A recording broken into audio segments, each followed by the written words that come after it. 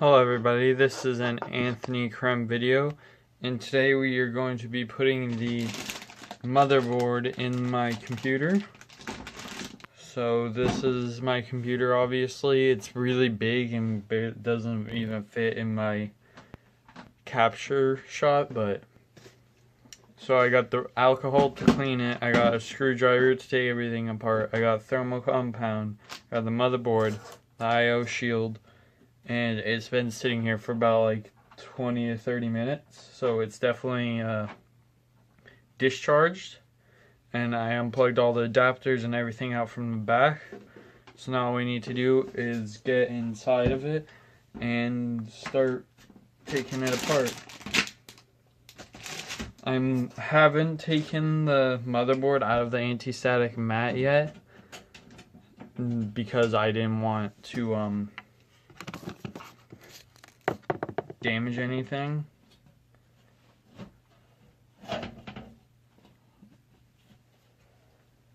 So the montage should start shortly because I recorded in fast motion.